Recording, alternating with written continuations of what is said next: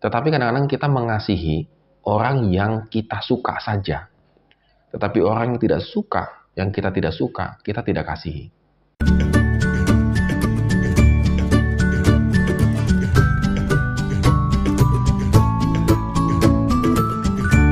Shalom Go Traders, hari ini kita bersyukur karena Tuhan begitu baik dalam kehidupan kita. Dan kita akan kembali lagi merenungkan firman Tuhan yang diambil dari Matius pasal 5 ayat 43 sampai 48. Kamu telah mendengar firman, kasihilah sesama manusia dan bencilah musuhmu. Tetapi aku berkata kepadamu, kasihilah musuhmu dan berdoalah bagi mereka yang menganiaya kamu. Karena dengan demikian, kamu menjadi anak-anak Bapamu yang di surga, yang menerbitkan matahari bagi orang yang jahat dan orang yang baik, dan menurunkan hujan bagi orang yang benar dan orang yang tidak benar. Apabila kamu mengasihi orang yang mengasihi kamu, apakah upahmu? Bukankah pemungut cukai juga berbuat demikian? Dan apabila kamu hanya memberi salam kepada saudara-saudaramu saja, apakah lebihnya daripada perbuatan orang lain? Bukankah orang yang tidak mengenal Allah pun berbuat demikian? Karena itu haruslah kamu sempurna sama seperti Bapamu yang di surga adalah sempurna. Ya, ini adalah bagian teks yang sangat cukup sulit sekali untuk kita bisa lakukan, karena ini perintah langsung dari Tuhan Yesus. Kalau kita perhatikan di ayat yang ke-43, ada perintah yang lama.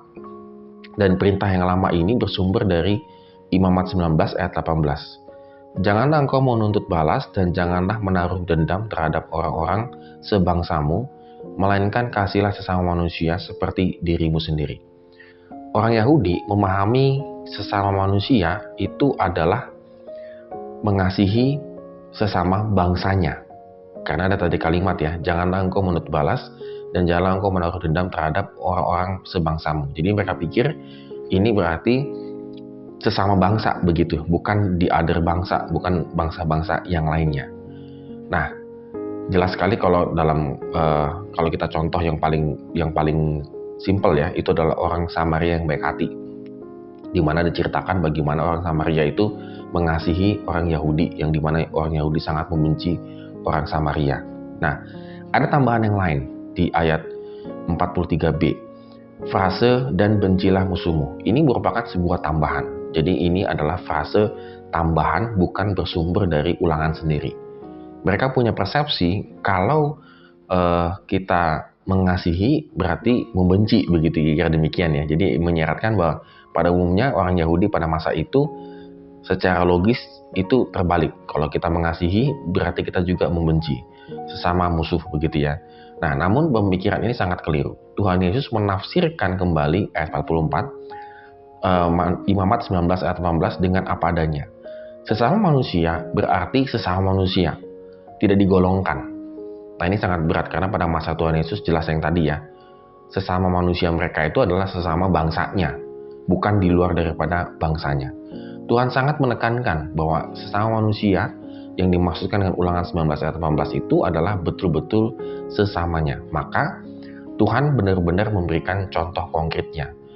Kalau kita mengasihi itu berarti kita mendoakan, ayat 44b. Yang dimaksud dengan di sini jelas bukan mendoakan supaya musuh-musuhnya mati, tetapi didoakan supaya mereka bertobat, mengalami satu pertobatan. Tuhan sudah mempraktekannya di Lukas 23:34. Ya Bapa, ampunilah mereka sebab mereka tidak tahu apa yang mereka perbuat. Mengasihi itu juga berarti berbuat baik, ayat 45. Jadi doa saja harus juga dibuktikan begitu ya, melalui doa kita berharap Allah berbuat baik kepada musuh-musuh kita. Ayat 45 mengajarkan kepada kita supaya melakukan kebaikan kepada musuh-musuh kita. Ini paling susah juga begitu ya, tetap berbuat baik kepada musuh-musuh kita. Mengasihi juga itu berarti memberi salam, ayat 47. Memberi salam itu mengisyaratkan sebuah inisiatif. Bukan hanya itu, dalam budaya Yahudi, sebuah salam sekaligus berisi ucapan berkat gitu ya, mendoakan. Ini bukan sekedar sapaan biasa, tapi ini jadi betul-betul mengandung sebuah doa kepada Tuhan.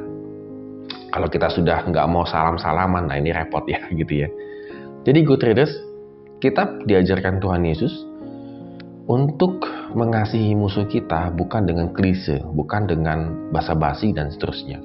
Ada satu upaya yang harus kita betul-betul upayakan. Kalau kita mengaku sebagai murid Tuhan, maka kita harus belajar untuk hal ini. Pasti kita menemukan perselisihan di antara kehidupan kita ya. Maksudnya di kehidupan kita mungkin kita ada konflik dengan yang lainnya dan seterusnya. Konflik pasti akan terjadi. Tetapi bagaimana kita mempraktekkannya ini untuk saling mengampuni, saling menerima, itu yang sangat sulit. Maka kita harus betul-betul mempraktekkan apa yang Tuhan Yesus ajarkan kepada kita. Supaya apa? Supaya kita orang tahu bahwa kita ini adalah betul-betul anak-anak Tuhan. Betul-betul anak-anaknya Bapa yang di surga, begitu. Kalau kita hanya mau mengasihi sesama kita, apalagi maksudnya mungkin kita mengasihi sesama kita artinya betul-betul di luar daripada budaya kita dan seterusnya.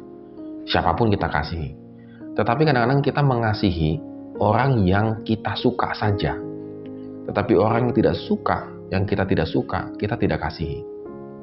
Itu yang sering terjadi dalam kehidupan kita. Kita mengasihi teman kita saja. Memang betul beda-beda sukunya begitu ya. Tetapi yang berteman sama kita kasihi, bisa kita ampuni. Tetapi kalau orang yang tidak berteman dengan kita sangat sulit sekali untuk mengasihinya. Nah, di sini tantangannya ya kita sebagai murid Tuhan. Apakah kita sanggup betul-betul mengasihi? Tentunya step by step. Tidak langsung-langsung, butuh proses. Tetapi biarlah hati dan pikiran kita masuk ke dalam proses untuk mengasihi sesama kita. Amin. Kiranya Tuhan memberkati kehidupan kita hari ini.